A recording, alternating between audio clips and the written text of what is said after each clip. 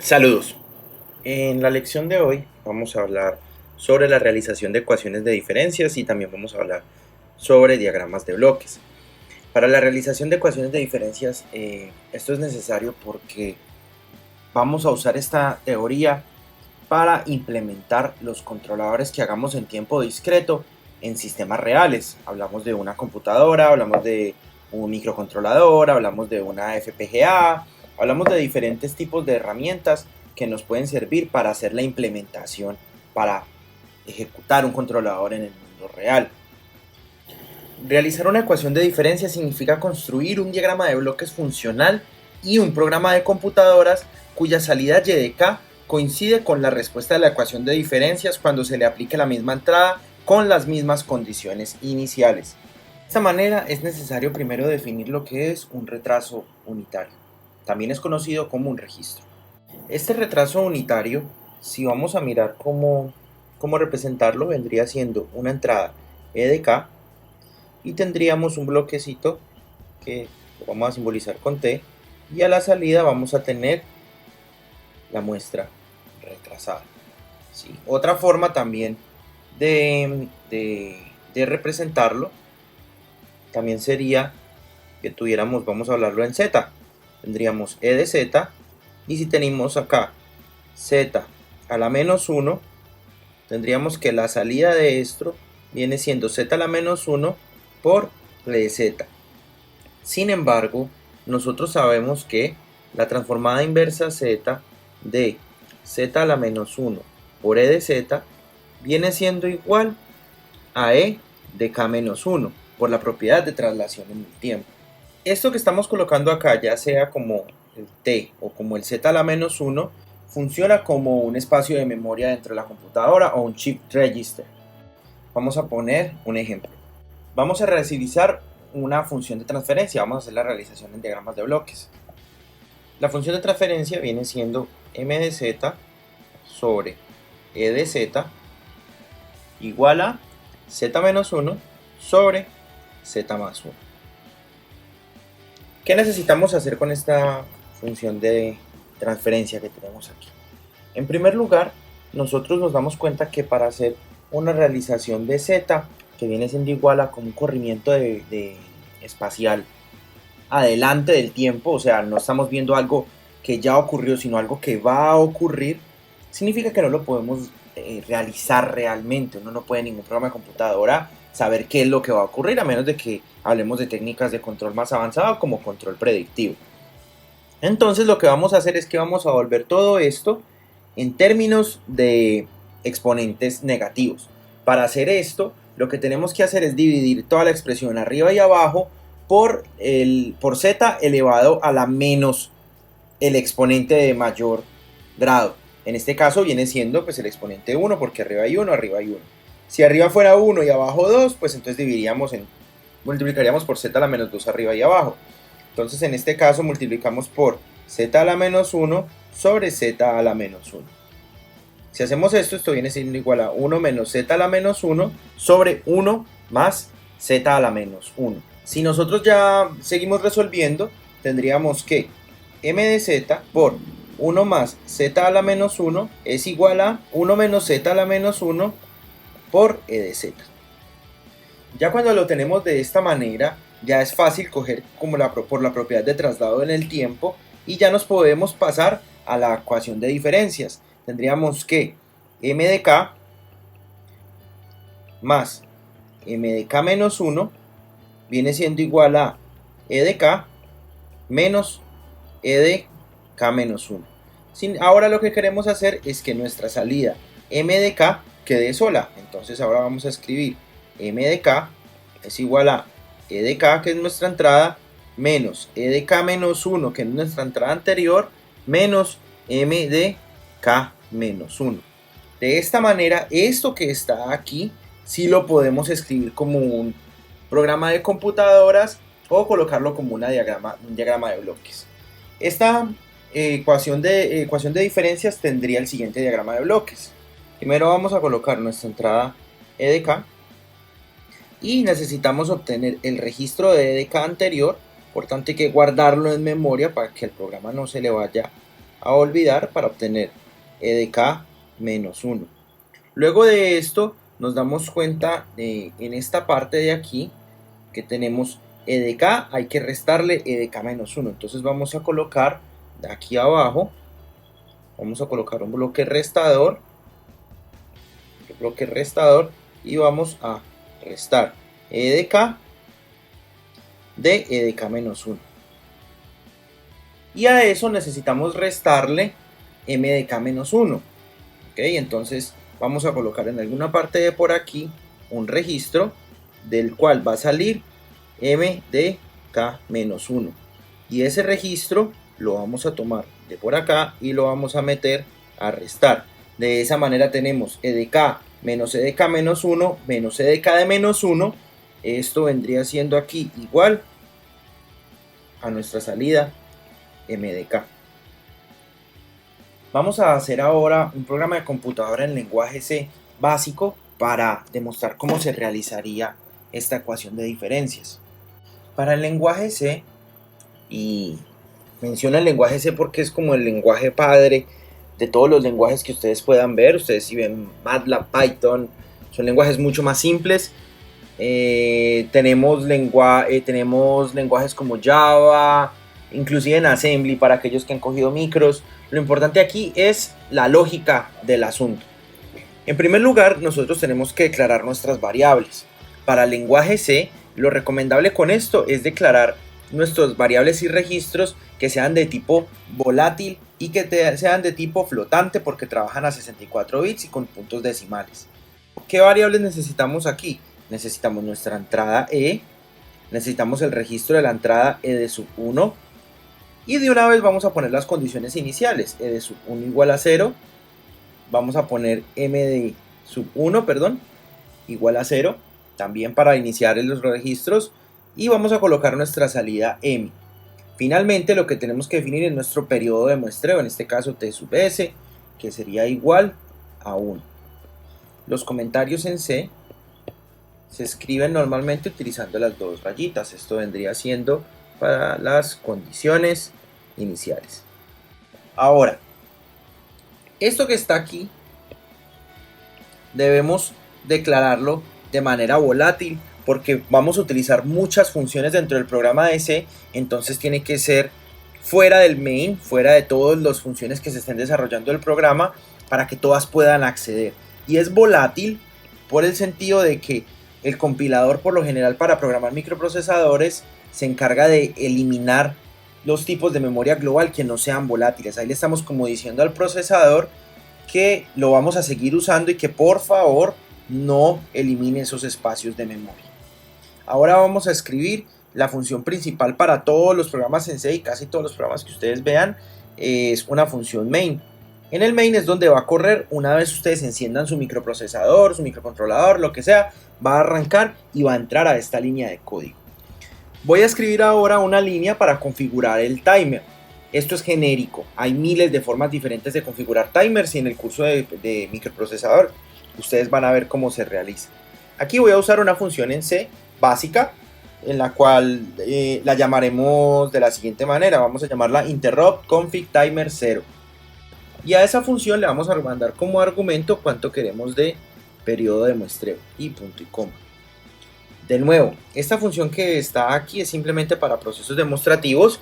Ya dependiendo de la herramienta que ustedes usen, pues ustedes tendrían que definir esta función y decir qué es lo que hace para poder configurar el timer para que obtenga ese periodo de muestreo que queremos. Cuando tenemos ese timer configurado, les estoy explicando como lo que son buenas prácticas. Ya después de eso el microprocesador va a seguir corriendo de aquí para abajo a leer todo lo que haya. Entonces lo que queremos es que nuestro programa esté todo el tiempo en un ciclo completo, mientras que no esté necesitando nada del programa. Entonces para encerrarlo en un ciclo, vamos a escribir aquí un while 1 y vamos a dejarlo acá abierto. Esta parte de aquí que queda adentro, ustedes la pueden utilizar, queda un espacio libre que pueden usarlo para escribir cualquier tipo de programa. protocolos de comunicación, algún tipo de cálculo, alguna cosa, pero generalmente cuando utilizamos control digital, en estas partes de aquí no viene nada relacionado con el control digital, porque el control digital no se puede realizar siempre con el microcontrolador. Me explico, el microcontrolador puede estar ejecutando, digamos que tenemos un periodo de muestreo de 1 segundo, pero el microcontrolador, si tiene un reloj, digamos, de 1 MHz, está aquí cada microsegundo, él está ejecutando y ejecutando y ejecutando y ejecutando. Nosotros solo queremos que realice el esfuerzo de control cada segundo. Para eso hacemos lo que llaman las interrupciones, como les acabé de explicar. Entonces, finalmente lo que vamos a hacer es que cerramos el main. Y ya con eso, toda esta parte de aquí la tenemos ya cerrada. Ahora, ¿qué vamos a hacer? Nosotros vamos a definir la interrupción del timer. Vamos a colocar aquí como unas rayitas para señalar que vamos a hablar de otra función diferente a la función del main. Y vamos a escribir lo que llaman en inglés un handler, como un manejador de interrupciones. Es cuando resulte la interrupción de T sub S, cuando esto resulte en el timer 0, el timer 0 va a brincar a una interrupción por acá abajo a ejecutar nuestro esfuerzo de control. Entonces, para hacer eso nosotros necesitamos definir la función que va a recibir. En este caso la llamamos timer 0 handler interrupt. Y esa función por lo general no recibe nada, entonces la ponemos como void. Y abrimos aquí el paréntesis. Dentro de esta función, lo que encontremos dentro de esta función, vamos a abrirla y vamos a cerrarla por acá como para que sepan. Lo que ocurra dentro de esta función va a pasar cada segundo. Significa que es la parte de lo que hemos visto, que tomamos la muestra que ocurre cada segundo y aquí sale la función muestreada. Eso es lo que nosotros estamos haciendo al colocar el timer en ese valor. Entonces, primero lo que vamos a hacer es que vamos a leer la entrada. Supongamos que tenemos la entrada de una lectura de un conversor analógico a digital. Entonces vamos a colocar E es igual a un factor de conversión multiplicado por la lectura del ADC, que viene siendo ADC 0 read. Dependiendo del microcontrolador, esa función también varía. Vamos a colocar acá un comentario, que esto lo que hace es leer la entrada usando el ADC. Este factor de conversión que ustedes tienen aquí, este factor, ahorita más adelante lo vamos a explicar. Lo importante con esto es que nosotros no vamos a recibir las señales directamente en metros, nosotros vamos a recibirlas en una magnitud que no la podemos expresar para el modelo que nosotros usamos. Por tanto, hay que multiplicarla por un factor, que ahorita lo vamos a explicar. Vamos a seguir, entonces ahora lo que vamos a hacer es ejecutar nuestra ecuación de diferencias. Nuestra ecuación de diferencias sería M, que es nuestra salida, es igual a E actual, que es el que acabamos de leer, menos E anterior, que es E de sub 1, guión bajo 1, menos M de guión bajo 1, que viene siendo las lecturas anteriores que declaramos allá arriba. Finalmente lo que hay que hacer es actualizar los registros para que grabe el valor de la entrada anterior o de la salida anterior. En este caso entonces diríamos que E sub 1 viene siendo igual a E y M sub 1 viene siendo igual a M. Así, de tal forma que para la siguiente muestra, cuando volvamos y estemos aquí, nuestro E sub 1 y M sub 1 vienen siendo las muestras que grabamos en el intervalo de muestreo anterior. Finalmente, vamos a mover esto por acá. Finalmente, vamos a definir nuestra salida. Pongamos una función que se llame DAC, de conversor digital analógico, DAC 0-out, y le vamos a mandar el valor que queremos en la salida. En este caso ponemos M, que viene siendo nuestra salida. Probablemente también pudiéramos necesitar un factor de conversión aquí, pero no lo vamos a poner. Finalmente, lo que les recomiendo en cada uno de las cosas que ustedes hagan en los programas de C o de lo que sea, es poner comentarios. Tiene que ser un código comentado para que se vea bien. Entonces vamos a comentarlo por acá.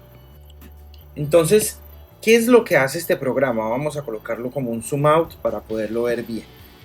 Fíjense que cuando yo prendo el microcontrolador baja en el contador de programa, ve que declaramos estas funciones que están aquí. En esas funciones declaramos cada uno de los espacios de memoria que necesitamos asignar y declaramos el periodo de muestreo. Luego el programa viene y empieza en el main, siempre va a ir al main y comienza a ejecutar. Como esto es un programa de muestra, pues lo primero que vamos a usar es la configuración del timer. Configura el timer 0 para que se ejecute cada segundo y ejecute una interrupción, que es la que vemos aquí. En esta parte de aquí también puede ir viniendo declaraciones de ADC, declaraciones del DAC, todo tipo de comunicaciones, por ejemplo. Todas las inicializaciones vendrían en esta parte del código. Luego de eso, el programa llega y cae a este while.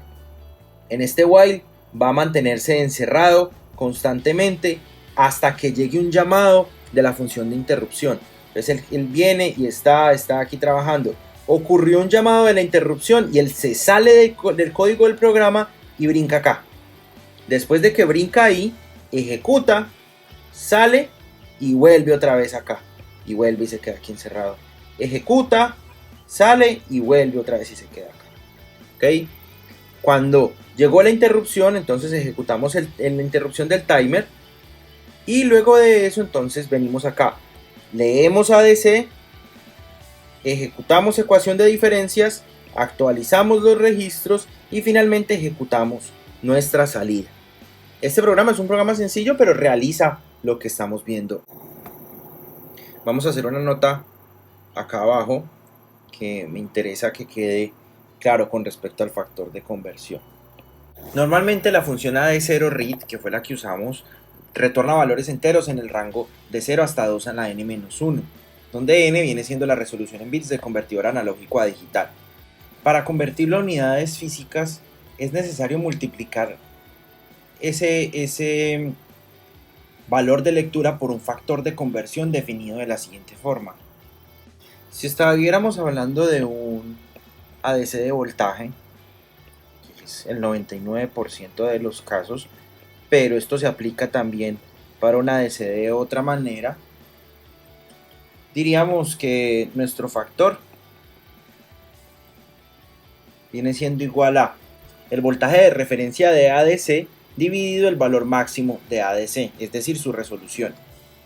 Si nosotros utilizáramos un amplificador con ganancia K sub A, esto normalmente lo utilizaríamos en el caso tal de que nuestra lectura física tuviera un rango muy grande como para que fuera medido por nuestro convertidor analógico a digital. Por lo general los microcontroladores se alimentan a 5 o a 3.3 voltios.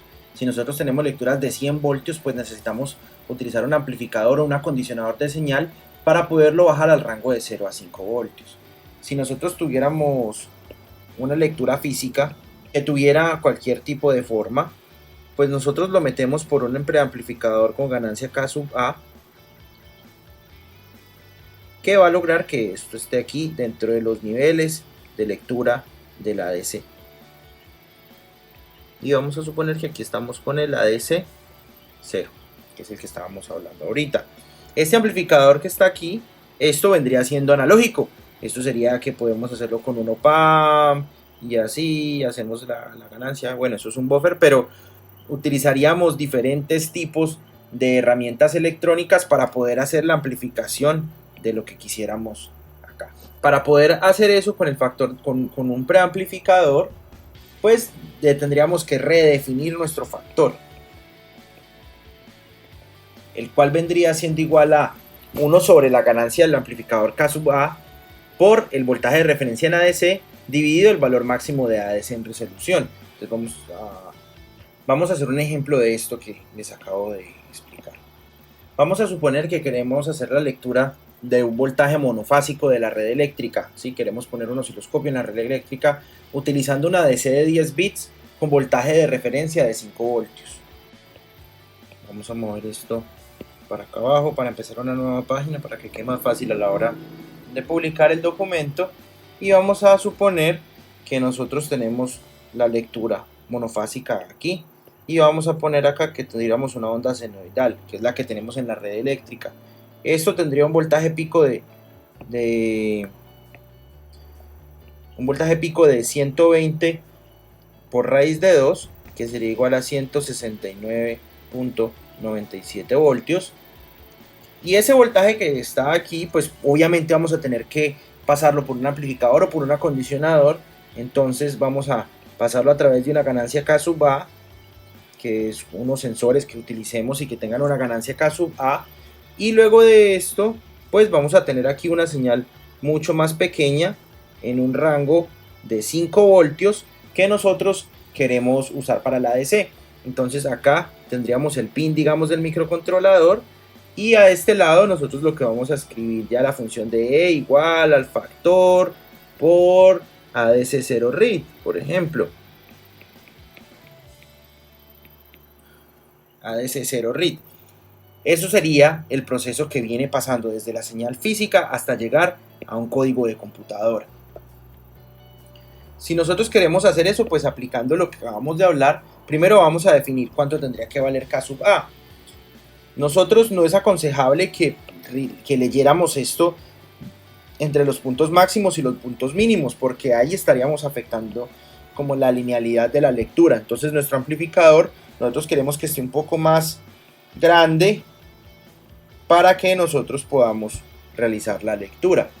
Por tanto, vamos a suponer que queremos 200 voltios, entonces K sub A es igual a 5 voltios dividido nuestro máximo voltaje, que eso vendría siendo 5 voltios dividido 200 voltios. Eso es lo que haría nuestro preamplificador, que esto sería igual a 0.025. Luego de esto, nuestro factor quedaría definido como 1 sobre K sub A, vendría siendo 1 dividido 0.025, y lo multiplicaríamos por lo que decíamos arriba, por el voltaje de referencia que tenemos de la DC, que son 5 voltios, dividido la máxima lectura de ADC en bits. En este caso sería 2 a la 10 menos 1. Eso valdría 1023.